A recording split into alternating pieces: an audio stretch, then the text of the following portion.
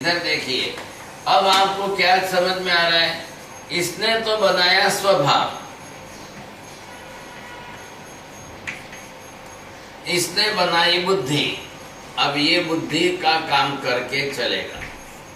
अब इसका तो कोई प्रश्न नहीं है, क्योंकि या तो आंख से देखना है या कान से सुनना है। अब ये दोनों से जो सुना और जो देखा, अब वो बुद्धि में से सीधा ज्ञान प्रकट होगा या बुद्धि में से इधर से आकर के ये स्वभाव से ज्ञान प्रकट होगा। इधर देखो, व्यवहार क्या चल रहा है जगत में। बराबर बराबर मत बोलो, इधर बोलो। मैंने क्या पूछा है? ज्ञान, बुद्धि। या तो अपन ज्ञान से बुद्धि में से अपन अपने स्वभाव में आएंगे, फिर वहां से अपन दर्शन यानी जानेंगे और सुनेंगे और देखेंगे, या तो डायरेक्ट बुद्धि से अपन सुनेंगे देखेंगे। एक प्रकार तो ये है और दूसरा प्रकार ये है। अब ये एक प्रकार चलता है 1% और ये चलता है 99%। बोलो अब क्या करना? ये जब वापिस ये इसका काम क्या है? ये मिथ्यात्व अनंतानुबंधी कसाय, ज्ञान वगर कसाय सर्वथा पांगड़ा छे। मोनिया कर्म ज्ञान वगर सर्वथा पांगड़ो छे। दोनों पैर नहीं है, उसको हाथ की घोड़ी लेकर वैसाखी से चलना पड़ेगा। तो ये पंगु है, तो इसको आश्रय किसका लेना है? ज्ञान का। बिना ज्ञान को लिए आप कसाय नहीं कर सकते हो। तो ये अनिवार्य हो गया। अब ये चल रहा है स्वभाव को लेकर। इधर देखो पहले, अब ज्ञान आपका है कितना और ये कसाय है कितना मिथ्यात्व के साथ, इसका प्रमाण लो। अब इसको बोलना है तो ये ज्ञान यहाँ से बोलेगा कि ये यहाँ ले जा करके यहाँ से बोलेगा? ज्ञान को कसाय में ला करके रंग करके बोलेगा। आप किसी को भी देखो, एक महिला ने दूसरी महिला की बात सुनी, वो तीसरी को जाके कहेगी तो वो उस बात को लेकर अपने स्वभाव के रंग में रंगेगी, तब बोलेगी। कोई भी हमारी भी बात है, ऐसी बात नहीं। कोई भी किसी की भी बात वहां से लाई सुनी, आपको बोलनी है तो आप कहां से करेंगे? आप उस बात को यहाँ लाकर अपने कसाय में रंगेंगे, फिर बोलेंगे। अब जब आप इसको कनेक्शन न करो, इसका कसाय भाव का, मिथ्यात्व का, कसाय भाव का कनेक्शन न करो, आप सीधे सीधा ज्ञान प्रकट करो, समझे कि नहीं? तो जा करके आपका ज्ञान कसाय रहित बंधन से मुक्त होगा। अब आपकी निर्जरा होगी, नहीं तो यहाँ क्या होगा? नया बंद होगा। अब इधर देखिए, इसको थोड़ा सा खोल के स्पष्ट कर लो। अब ये क्या कर रहा है? ये और इसके साथ में जुड़ा हुआ है ये। अब ये दोनों में क्या फर्क आ रहा है? इधर देखो तो इसने ये है मिथ्यात्व का काम और ये है कसाय का काम। अब कसाय की मात्रा को मापने के लिए अनंतानुबंधी शब्द लगाया। तो मिथ्यात्व ने क्या किया? मिथ्यात्व का काम क्या है? विपरीतीकरणम। अब विपरीतीकरणम किसको विपरीत करेगा? क्या किसको विपरीत करेगा? ये ज्ञान। यहां से लेकर के ज्ञान को विपरीत किया, अब जो है वो बोलेगा। फिर ये क्या करेगा? जो इसने विपरीत किया, इसको पकड़ लेकर के मजबूत करना है। तो ये ज्ञान यहां से इधर आया, इधर से इधर गया, अब आपको चला। सब जगह संसार में 99% ये व्यवहार चल रहा है। अब आपकी बुद्धि कम है कि ज्यादा है, वो देखने के बजाय आपका कसाय कम है कि ज्यादा है, वो पहले देखना है। अच्छों की बुद्धि कितनी भी अच्छी हो, ज्यादा हो, उनका कसाय ज्यादा होने से वो बुद्धि को कसाय में ला करके वापस। ऐसे लोग आगे नहीं बढ़ पाते हैं। वो अपनी छाप यही रखते हैं, कसाय वृत्ति वाली छाप रखे। अब आपको करना क्या है? इसकी पकड़ से छोड़ाओ और ज्ञान को आप अपनी तरफ से ये पकड़ छुड़ाओ और सीधे ज्ञान को जो है प्रकट करो, नहीं तो नहीं होगा। अब आप स्ट्रेट सीधे आपकी बुद्धि के क्षयोपशम से सीधे ज्ञान को प्रकट कर रहे हो। अब आपने इधर रख दिया उसको, मिथ्यात्व अंदर है तो भी इधर रखो, कसाय है तो भी एक तरफ रखो, उसको ग्रस्त मत करो। जब राहु सूर्य का ग्रस्त करेगा तब ग्रहण होगा, जब पर्व राहु चंद्र को ग्रहण करेगा तब ग्रहण होगा, नहीं तो नहीं होगा। तो 12 ही महीने ग्रहण नहीं रहता है। ज्ञान सीधा आएगा या मिथ्यात्व में उगाएगा, उसका निर्णय कौन करेगा? आपको खुद को करना है।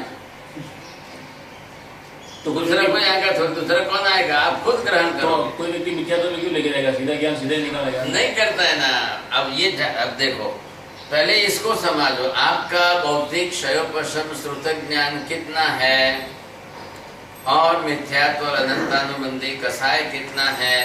बुद्धि का क्षयोपशम मेरा है 5%, आपका है 50%, इनका तो 500%। लेकिन अब वो इसमें ये ज्यादा है कि कम ज्यादा है, ये देखो पहले। चलो, अब इनका अगर ज्ञान, आपका श्रुतक ज्ञान इनका 500% है और कसाय भाव, मिथ्यात्व और कसाय भाव ज्यादा हो गया तो वो हर बात इसी में रंग करके करेंगे। तो उसको कम करने के लिए फिर तो कम करने के लिए आप निर्णय कर लो, मुझे केवली ने बताया हुआ वैसा ही स्पष्ट कहना है, मुझे मेरी बुद्धि के मेरे स्वभाव में रंग करके बोलना नहीं है। विचारों से बाहर निकालो। हाँ, आप इसकी गांठ में मत जाओ। चला, जब हम इसी को पकड़ के रख देते हैं तब तकलीफ होती है बस। तो मन रोगा बात मन क्या है? मन बेचारा क्या है, वो तो इंस्ट्रूमेंट है, वो तो विचार करने का साधन। मन में से थोड़ी ज्ञान आता है। तो ये कोई मन का रोग क्या है? कुछ नहीं। मन का रोल कुछ भी नहीं, विचार करने के लिए सहायक साधन। बोलने के लिए जीभ दांत होठ चाहिए कि नहीं चाहिए? तो विचार करने के लिए मन साधन चाहिए। ज्ञान का आधार मन नहीं है। हम क्या सुन रहे हैं? द्रव्य गुण पर्याय, द्रव्य आत्मा, ज्ञान गुण, द्रव्य मन। मन का काम ज्ञान नहीं है। वो पूरा मन क्यों नहीं है? मनोवर्गणा के पुद्गल परमाणु से बना हुआ पिंड है, तो वो वर्ण गंध रस स्पर्श वाला है। आत्मा उसका उपयोग कर रही है विचार करने में। आत्मा अभी जो है मुख का उपयोग कर रही है बोलने में। तो क्या निकल रहा है? ज्ञान निकल रहा है। अब वो ज्ञान को इधर से परापश्यंती मध्यमा वैखरी में जाकर के कंठ में से शब्दोच्चार करना है। कंठ तो यहाँ पर व्यवस्था है। अब ये सब तो यहाँ से जो है 8 प्रयत्न है। अब 8 प्रयत्न है तब जाकर के ध्वनि ज्ञान अंदर से निकलकर ध्वनि रूप में परिवर्तन होना चाहिए कि नहीं?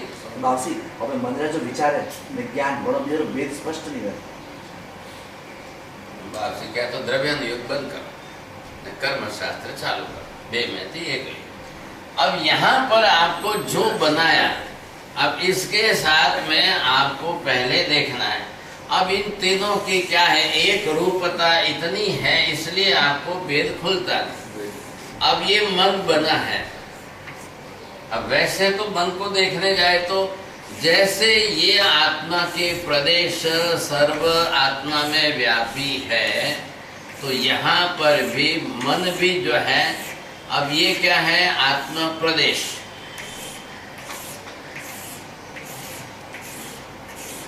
अब वैसे ये मन जो बना है, इसने भी अपने प्रदेश जो है आत्मा प्रदेशों के समांतर जो है इसने व्यापी बना दिया। बरोबर? आत्मा प्रदेशों के समांतर मन ने भी अपने प्रदेश फैला दिए। जैसे दूध में शक्कर ने घुल करके अपनी मिठास फैला दी। अब क्या है? ये पहले आप दिमाग में बात फिट रखना। ये जड़ पुद्गल परमाणु में से बना हुआ पिंड है और ये आत्मा चेतन है। अब ज्ञान दर्शन आत्मा का गुण है। ये ज्ञान आत्मा का गुण है, दर्शन आत्मा का गुण है। अब आत्मा को चेतन होने के कारण आत्मा को अपनी चेतना जो है वो ज्ञानात्मक दर्शनात्मक है। तो ज्ञान यहां से प्रकट हो रहा है आत्मा में से। इधर देखो, अब ये ज्ञान की तरंगें अब इधर आई। अब मन ने इसको झेला, अब मन ने झेल करके इसको जो बाहर प्रकट किया, इसको कहते हैं विचार।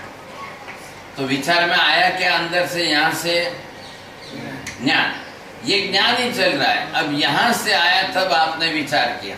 अब विचारों में से आप भेद करो, ये शुभ है और ये अशुभ है।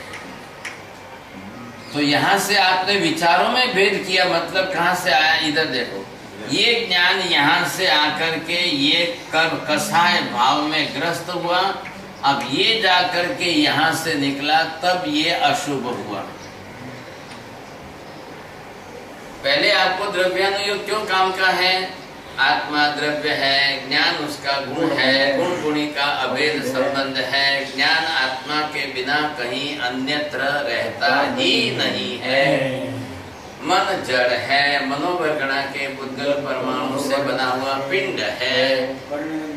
अब वो जो है ज्ञान दर्शन वाला नहीं है। ये यहाँ तक आपका पदार्थ विज्ञान उपयोगी हो गया। अब ये इसमें तो कोई परिवर्तन होने वाला नहीं है। द्रव्यानुयोग अपने जो सिद्धांत बनाता है वो शाश्वत सिद्धांत बनाता है।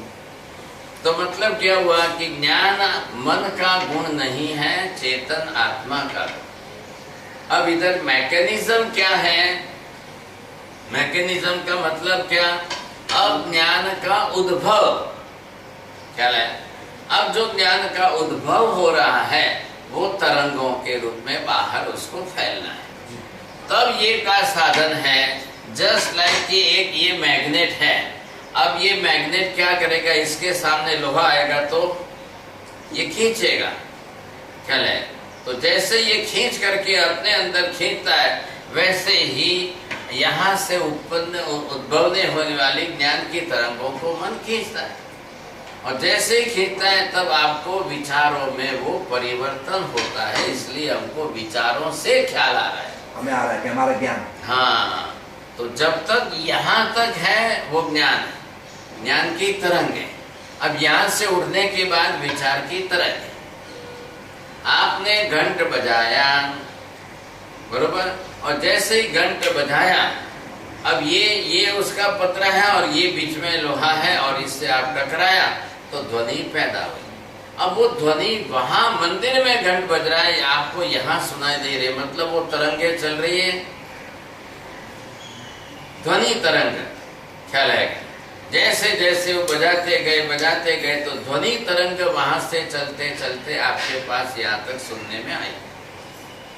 वैसे ही वहां टकराव से ध्वनि तरंग, यहाँ इसके अंदर आत्मा में ज्ञान तरंग। जैसे सूर्य के प्रकाश किरणें निरंतर फैल रही है, वैसे ही आत्मा की ज्ञान तरंगे निरंतर फैल रही है। अब उसको ग्रहण करने वाला साधन कौन है? मन। ख्याल है? मन ने ग्रहण किया, तब उस विचार तरंगों को अंदर खोला। खोलने से उसको पता चलेगा, हाँ ये इस विषय का, हाँ ये इस विषय का। पहले आत्मा से सीधा निकला ज्ञान, हाँ, सीधी मन ने ग्रहण की, सीधे ही मन ने ग्रहण। तो कसाय में जाके ग्रहण नहीं की? नहीं कर, जब जहां से आएगा। कसाय तो पड़ा है आत्मा के साथ, बंधा हुआ कर्म तो है कि नहीं? कसाय में से होकर मन ने ग्रहण की। हाँ, अब कसाय के बिना भी जब डायरेक्ट आएगा तब डायरेक्ट ग्रहण करेगा। कसाय जिसके नहीं होगा उसके डायरेक्ट। अब ये तो है ही ना। अब अभी हमने क्या बोला? कसाय है हमारा कितना है और ज्ञान है कितना। अब ज्ञान अपने ज्ञानावरणीय क्षयोपशम के कारण 5%, 10%। मैंने मेरा तो माप लिया, मैंने कह दिया भाई मेरा 5%। अब इनका माप लिया तो इनका 500%। मैं इनके प्रश्नों का उत्तर नहीं दे सकता।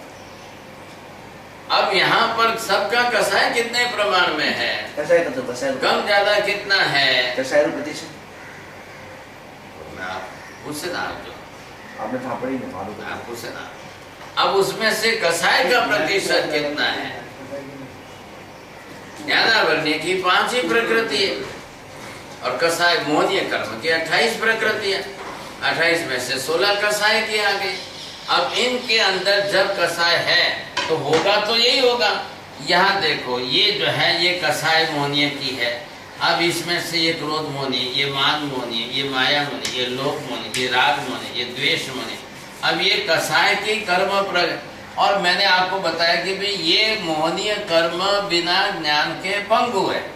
इसको इधर से जैसे ये ज्ञान की तरंग उछली पहले ये खींचेगा। ये मैग्नेट का काम कर रहा है, क्या ये चुंबक है, ये पहले ही फट से इसको खींचेगा, ये अपनी तरफ खींचेगा, ये अपनी तरफ। अब इधर से खींचा तो आखिर तो तरंग ज्ञान की है, जाएगी कहां पर? अब वो कसाय से आविष्ट हो गई। इधर देखो ये धागा सफेद निकला और ये इधर आकर के लाल हुआ। अब ये जाकर के इधर से निकलेगा तो इधर आपको जो है ये धागा लाल दिखाई दिया कि नहीं? पेड़ के ऊपर रुई सफेद बना, रुई से धागा सफेद बना, धागे से कपड़ा तो पहले सफेद ही हुआ है, महिलाओं की साड़ी भी पहले सफेद ही हुई है। अब वो जाकर के रंगेंगे तब लाल पीली होगी। तो ज्ञान तो आत्मा का कौन सा कैसा था?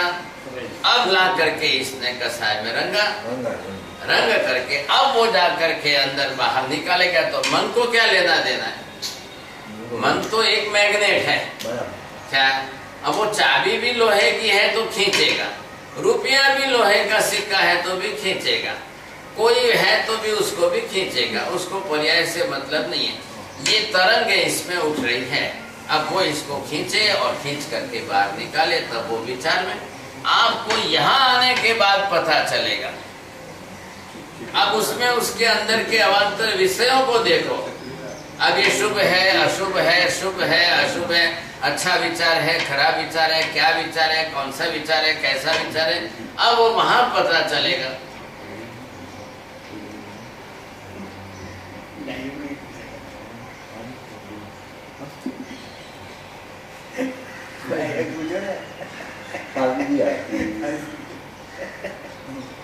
अब इसके अंदर कितनी है? 28 प्रकृतियां हैं।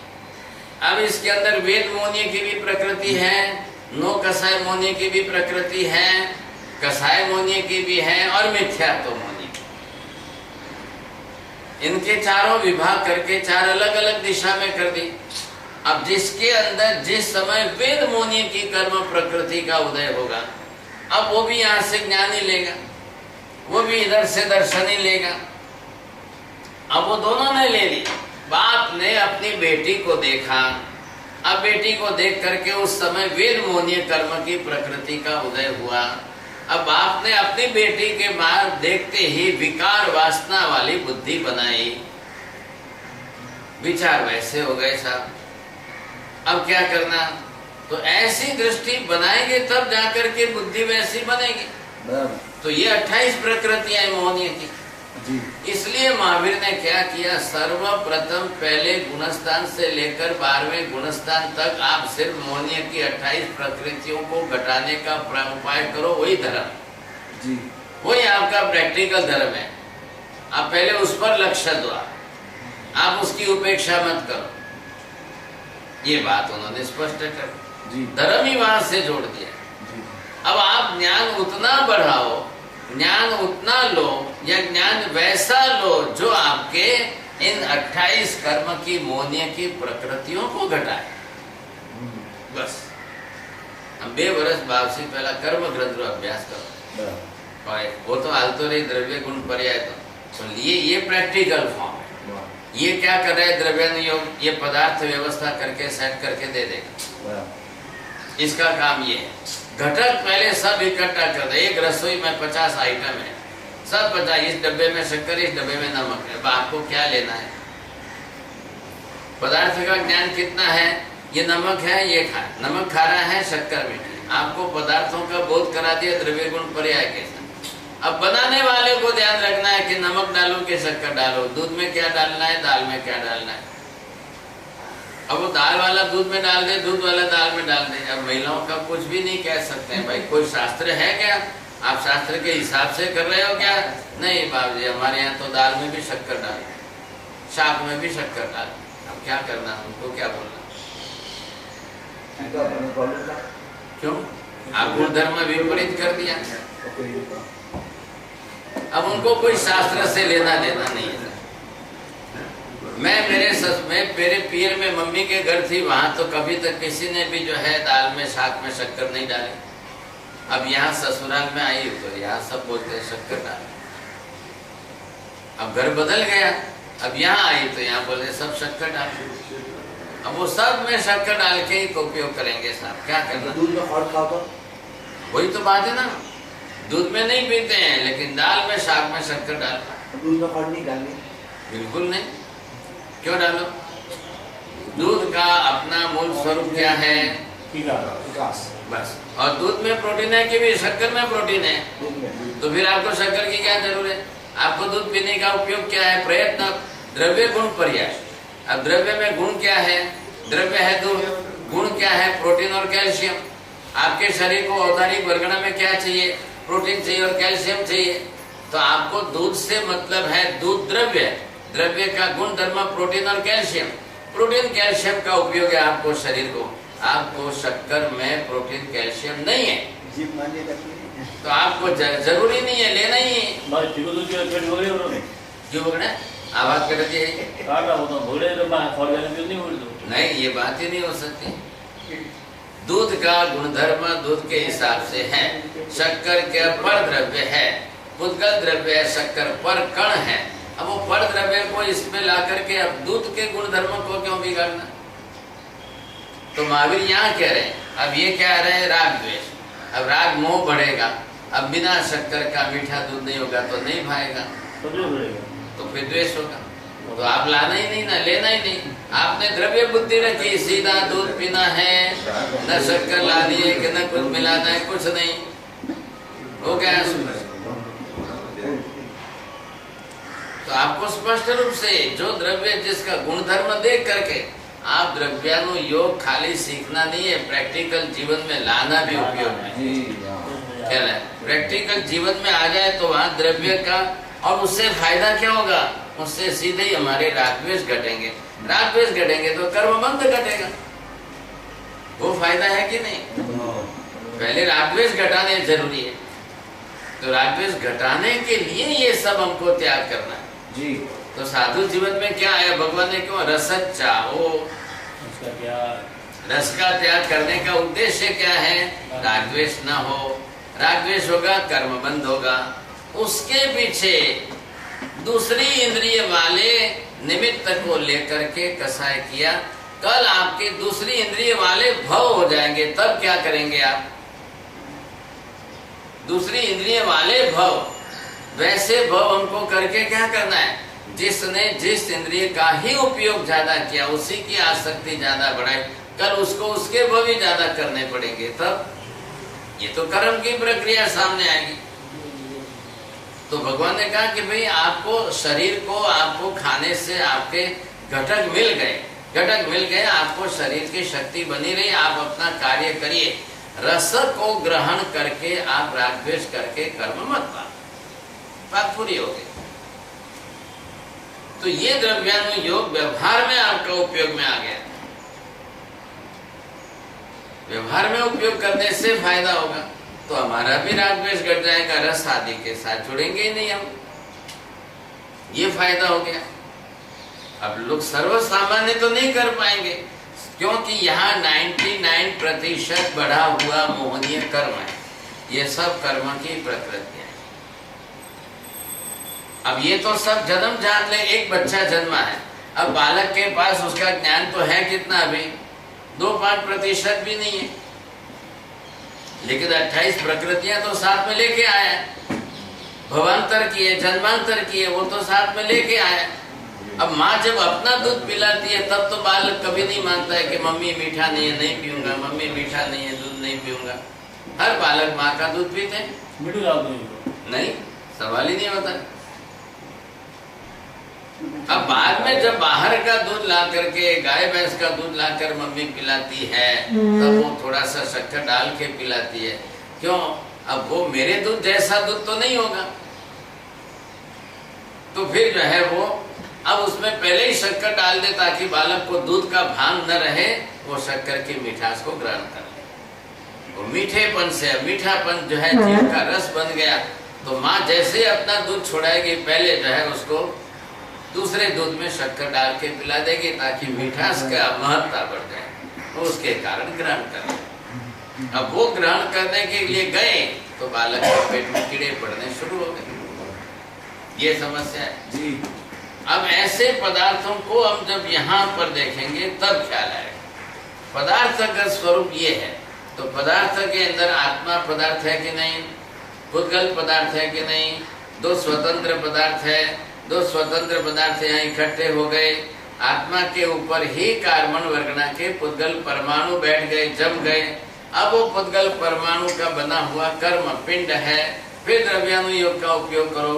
हे आत्मा, तू चेतन द्रव्य होते हुए इतने पुद्गल द्रव्य को ग्रहण करके अपने सिर पर लेकर क्यों बैठा है? पर पुद्गल द्रव्य है, और वो भी क्या है, उसने आकर के तेरा तो नुकसान ही किया है। क्या फायदा किया पुद्गल द्रव्य ने आकर के?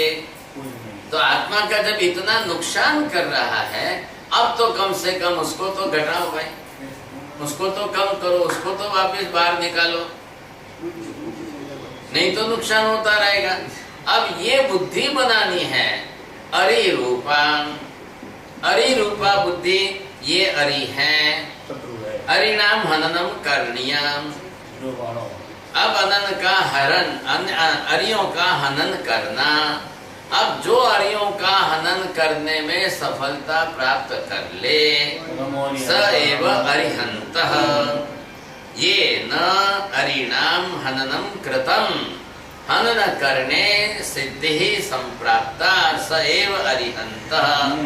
अब उसकी उपासना करो और लक्ष्य अपना रखो, अहम अपि अरिहंत रूपो एव, मैं भी अरिहंत रूपी ही हूँ, द्रव्य स्वरूप की समानता लाओ। अब जो है आत्मा को देखो, हे भगवान, यथा त्वदीय स्वरूपम तद्वत् एव ममैव स्वरूपम।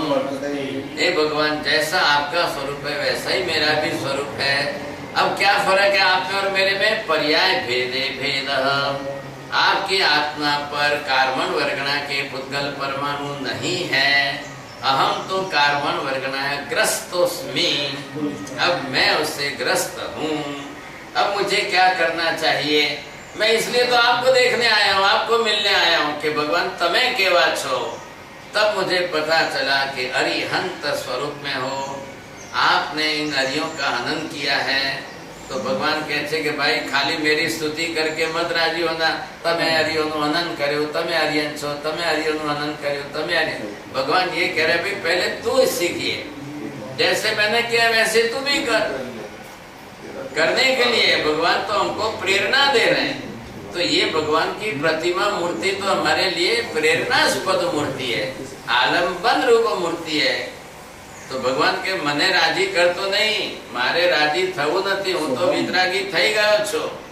अबे तू राजी था, तारा कर्मों क्षय करीने तू राजी था। एक महिला दर्पण में जाकर मुख देखती है तो दर्पण राजी होता है क्या? मननो विचार और आत्मा रो ज्ञान अलग अलग है। अभी आपने क्या समझा, ऐसे क्यों बोला आपने? ये कौन में कहते थे, उन्होंने कौन में कौन से? तो पहले यहाँ से देखना है ज्ञान किसका गुण है। आप द्रव्यानुयोग को पक्का करो, दीवार पर जाके लिखना वहां पर, बेटे आपने मार्बल लागो रहा है भीख में, बड़े लग जाओ। आत्मा का, आत्मा द्रव्य का ही गुण ज्ञान दर्शन है, बस। मंदरा विचार ने आत्मा रो, आत्मा री मान्यता, मंदरा विचार नहीं बोलना, आत्मा रा विचार बोलना, बस। आत्मा द्रव्य है। मैंने आपको क्या बताया, ये घंट है, ये घंट बजाया तो यहाँ पर टकराया। अब इसकी ध्वनि तरंगे तो निकली कि नहीं? ये बजने से जो ध्वनि तरंगे निकली है, तो ज्ञान आत्मा का गुण है। मूलभूत रूप में द्रव्य आत्मा है, गुण ज्ञान आत्मा का ही है। अब वो आत्मा को छोड़ करके ज्ञान दूसरे किसी में कभी जाता नहीं है, रहता नहीं। स्वद्रव्य विहाय गुण पर द्रव्य नैव संक्रमति। कोई आप लगता नहीं है, बटे बटे दिन मार्बल माथे लग जाओ भाई। हाँ, अब वो जो है, अब पर द्रव्य स्वद्रव्य का गुण, स्वद्रव्य को छोड़कर पर में रहता ही नहीं है। और इधर आपने देख लिया कि मन किसका बना हुआ है, पर द्रव्य जड़ पुद्गल का बना हुआ मन है, तो मन का तो ज्ञान संभव ही नहीं है। अब यहाँ से उठी हुई तरंगे, किधर से, आत्मा में से ज्ञान तरंगे जो उठी है वो मन मैग्नेट की तरह से उसको खींच लेता है। तो मैंने ये क्या बताया, ये पीली लाइन जो फैली हुई है ना, ये बताया क्या आपको कि मन भी आत्मा प्रदेशों के समांतर फैल गया। आत्मा प्रदेश कितने फैल गए, सिर से लेकर के पैर के तलिए तक पूरे शरीर, जितना पुद्गल का पिंड बनाया चारों तरफ उसने आत्मा प्रदेशों को फैलाया। तो मन भी आकर के आत्मा प्रदेशों के समांतर फैल गया। तो पैर के तलिए के नीचे भी कुछ स्पर्श हुआ, फट से वो मन में पहुंचा तो विचार आया। विचार तो आत्मा में, हाँ आत्मा में, आत्मा ने जाकर के वहाँ उस वस्तु का स्पर्श किया पैर। ज्ञान खराब गई तो विचार अशुद्धि से ना, बरोबर है, खराब किरण गई। हाँ, ये ज्ञान यहाँ जाएगा तब जाकर के ज्ञान खराब है, विचार शुभ है, अंदर रखोगे तो। अब ज्ञान आपने अंदर से कसाय से खराब तो कर दिया और विचार अच्छा बोल रहे हो। किसी को देख करके आपने अंदर जो है खराब विचार तो कर लिए, अब बोलने में आप कर रहे हो, क्योंकि अंदर जो है ये माया पड़ी है। तो ज्ञान तो अंदर विचार बाहर तो हो इधर अटे दीजिएगा। अब ज्ञान इधर से खराब, हाँ तो बाहर खबर बोलने की बोले तो बदलिए। माया है ना अंदर, माया भी तो है। माया क्या करती है उसको भी मुंह में राम बगल में छुरी, हाँ बरोबर है। तो सब प्रकार के कसाय अलग अलग है, क्या लगेगा। तो माया विपरीतीकरण का काम करती है, दिखाएगी कुछ और बताएगी कुछ और करेगी कुछ और अंदर रखेगी कुछ। ये अलग अलग है उसका सब। ये सब इसी को तो सबको कसाय का रूप दिया और इसी के कारण तो प्रकृति बताई और इन प्रकृतियों की संख्या के अंदर गुणाकार किया। 4 कसाय, 4 के 16 बनाए, 16 को वापिस गुणाकार करो 64 बनाए। अब फिर उसके और प्रमाण, तो हर जीव के हिसाब से कसाय के भेद कितने होते जाएंगे, एक एक जीव के हिसाब। अब ये तो महावीर ने क्या किया है, समस्त अनंत जीवों के अंदर 4 को ही कसाय के रूप में विभाजित, मुख्य 4। अब कालिक माप को लेकर के 4 के 16 बने, तो उस हिसाब से आप गुणाकार करते जाओ तो कितने बढ़ेंगे जी। अब वो तो हिसाब ही नहीं बैठेगा इतने। अब इस तरह से जो है मूल अंदर से उत्पन्न हो रहा है क्या जी, क्या है। अब आप आग मूल हो रही है, अग्न्या भावे धूमा भावा, धूमा भावे अग्न्या भावा,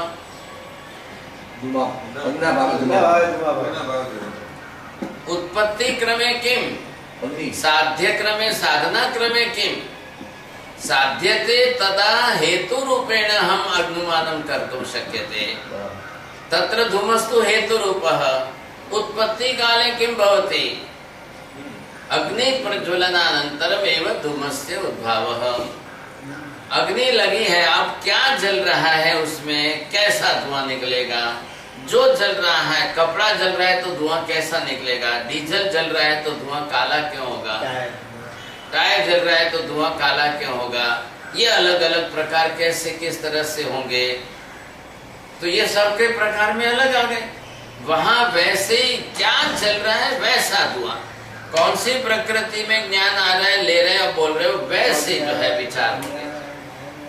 जब यहाँ आकर के बाहर निकले तब आप विचार नाम देंगे मन के माध्यम से। तब तक आत्मा में है जब तक महातक ज्ञान है, और जब तक आत्मा का ज्ञान जो है वो यहाँ से इन कसाय से छूट करके यहाँ शुद्ध रह जाता है, वो शुद्ध। अभी हम 2 घंटे मेहनत कर रहे हैं, अभ्यास कर रहे हैं, अभी केवली के सिद्धांत को लेकर हम स्पष्ट कर रहे हैं। न तो मैं मेरे कसाय में ले जाकर बोलूं और न आप अपने कसाय में ला करके समझो। दोनों का जो है कसाय व्यवहार बंद रहा। अब 2 घंटे कसाय व्यवहार अगर हमारा सर्वथा बंद रह जाए तो तत्वार्थ सूत्र की आद्य कारिका में उमा स्वाति जी स्पष्ट लिख रहे हैं, ये 2 घंटे ज्ञानाचार में आपकी निद्रा हुई। अभी 2 घंटे आपके ज्ञानोपयोग, ज्ञान के उपयोग के चल रहे हैं, उपयोग भाव उसमें ज्ञान में लगा हुआ है। जी। अभी हमने क्या किया है, कसाय के दरवाजे बंद। जी अब कसाय के दरवाजे बंद करने से नया आश्रय नहीं हुआ, जी नया आश्रय नहीं हुआ तो नया बंध नहीं हुआ, नया बंध नहीं हुआ तो जब ज्ञानाचार के उपयोग में आप चल रहे हो तो सतत निद्रा भी उतनी ही हुई। ये फायदा है, इसलिए निद्रा हो रही है। अब नहीं होते हम यहाँ पर, ये ज्ञानाचार में नहीं बैठे होते तो हम अपने रागद्वेष में रहते, हमारी क्रिया प्रवृत्ति व्यवहार में चलती रहती, जो रोज कर रहे हैं वो करते रहते। ये हमको उसमें से आत्मा को बाहर निकालना है। तो जितनी देर तक भी, अब क्या है, समय समय सात कर्म का बंध क्यों हो रहा है, उपयोग भाव उस समय उस हिसाब का चल रहा है, इसलिए हो रहा है। लेकिन व्यक्ति स्वयं हो तो तो विचार बंद रहते हैं क्या, कसाय बंद रहता है क्या?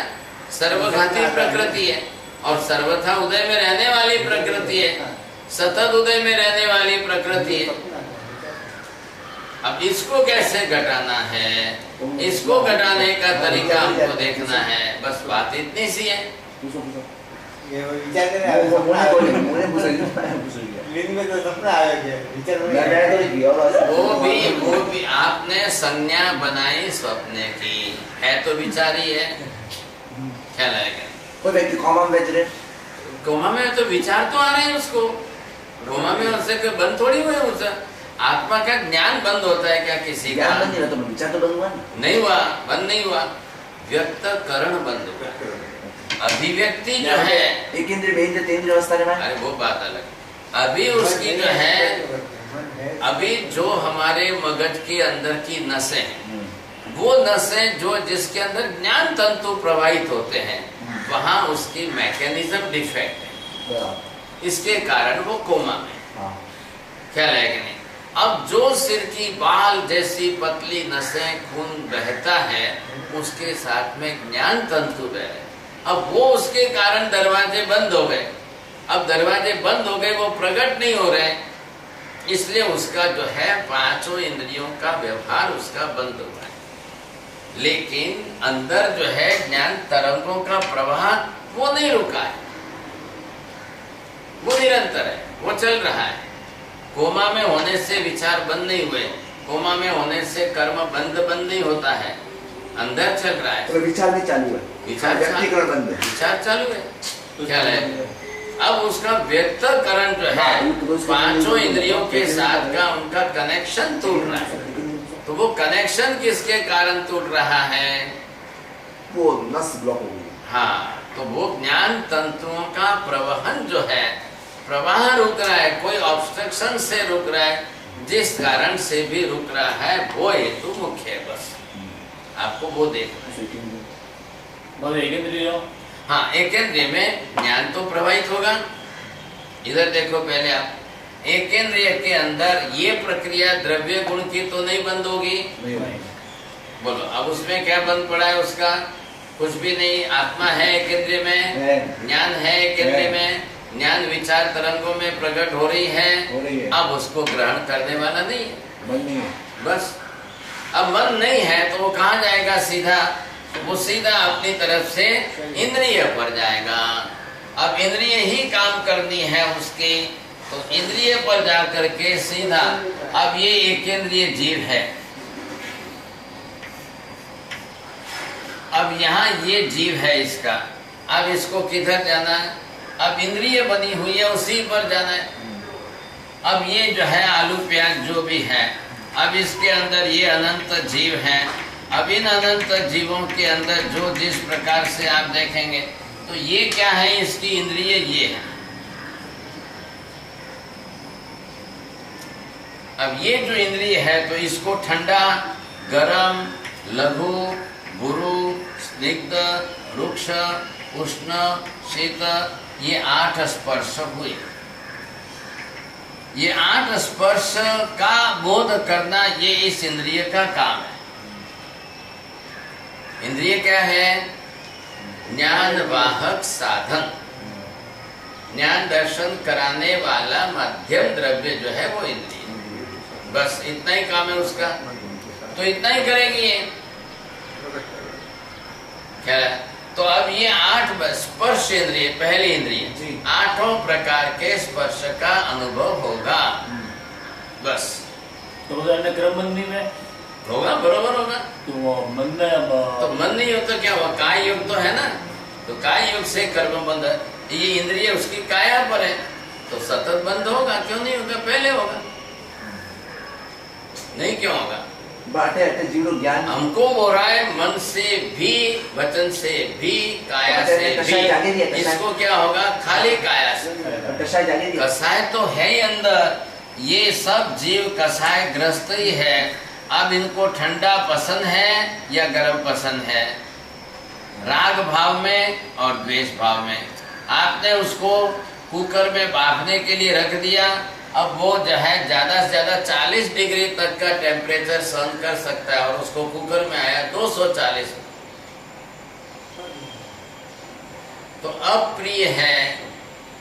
अब उसमें द्वेष, राग द्वेष के बिना तो संसार में एक भी जीव नहीं तो है। द्वेष की व्यक्तिकरण व्यक्तिकरण इंद्रिय से अपन को नहीं, अपन को। जो भी है उसके पास सिर्फ एक योग है काया, और एक इंद्रिय है स्पर्श इंद्रिय। अब ये काय योग एक ही है, तो काय योग से जितने कर्म बंधने हैं उतने ही बनेंगे। दूसरा योग नहीं है तो उसके कर्म बंध नहीं है। तो अंदर तो आत्मा है, आत्मा ज्ञानवान द्रव्य है, उसमें कहाँ तकलीफ है? तो बरोबर चलेंगे, ये उसके साथ जुड़े हुए हैं। अब उसका एक साधन नहीं है, तो वो ज्ञान जो उद्भव हो रहा है वो सीधे ही राग द्वेष में जा रहा है। उसको विचार करने के लिए साधन नहीं है, तो नहीं करेगा विचार, सीधे ही ज्ञान का योग में प्रवाहित हो जाएगा। अब जिसके पास 2 इंद्रिय बन गए, जिसके पास 3 इंद्रिय बन गई, एक इंद्रिय बढ़ती है, तो इंद्रियों का काम तो सिर्फ वहां तक ही सीमित है। इंद्रियां कितना करेगी? वो तो उतना ही करेगी। जो इंद्रियां जिसके पास है, कम है या ज्यादा है, आत्मा ज्ञान गुणवान है, आत्मा दर्शन गुणवान है। अब दर्शन जो ज्ञान का काम जानना, दर्शन का काम देखना, देखना, सुनना, चाखना, सब पांचों इंद्रियों के पांचों कार्य को एक सामूहिक संज्ञा दी है, दर्शन उसी से व्यवहार करेंगे। बस जी। अब ये क्या हुआ? दोनों किसके गुण हैं? ज्ञान दर्शन आत्मा के गुण हैं। अब उसके साधन बनाए। चारित्र यहाँ पे क्या होगा? स्वस्वरूप में आचरण करना। तो ये क्या कर रहा है? ये रागद्वेष कर रहा है, कसाय कर रहा है, उसके इसको भी चारित्र सब कसाय है, सब कुछ है इसको। 28 कर्म की प्रकृतियां सब है, कम थोड़ी है इसको। यही तो विशेषता है केवली की, सबसे बड़ी विशेषता ये है, ऐसे जीवों का भी विश्लेषण करके संपूर्ण रूप से विस्तार किया। इससे बड़ा तो का जगत में और क्या हो सकता है, जिसको लोग निगोद मानने को तैयार नहीं है। हिंदू धर्म वाले पृथ्वी, पानी, अग्नि, वायु, वनस्पति, किसी को जीव मानने को तैयार नहीं। अब मानते ही नहीं है तो उनको क्या करना? अब जब केवल ज्ञान की बात सुनेंगे तब उनकी बुद्धि में बात बैठेगी, नहीं तो नहीं बैठेगी। वो नहीं मानेंगे इस बात को। अब नहीं मानेंगे, लेकिन वो उनकी बात ठीक है। महावीर ने तो केवल ज्ञान, केवल दर्शन से एक आत्म द्रव्य, और ये भी सब जीव है, तो सब के अंदर सब बातें, पूरी 62 वर्गना सब घटा। अब आप इसको पूछो, गुणस्थान की बात भी घटाई, वो भी घटाई, ये भी घटाई, हर बात लाकर बैठा, एक भी बात नहीं छोड़ी। अब ये बिना केवल ज्ञान के संभव नहीं, कोई संभव। अब आज तो मैं दिशा जुदी रही।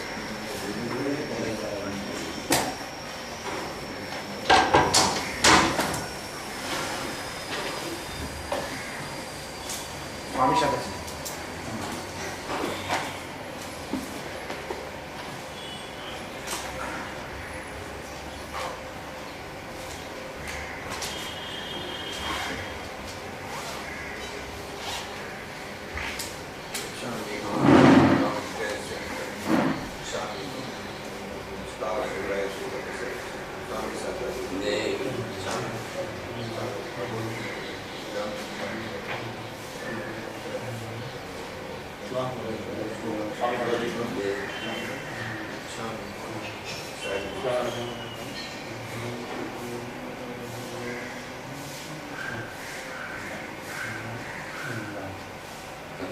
सर्वमङ्गलमाङ्गल्यं सर्वकल्याणकारणं प्रधानं सर्वधर्माणां जैनं जयति शासनं। बोलो जी शासन जी।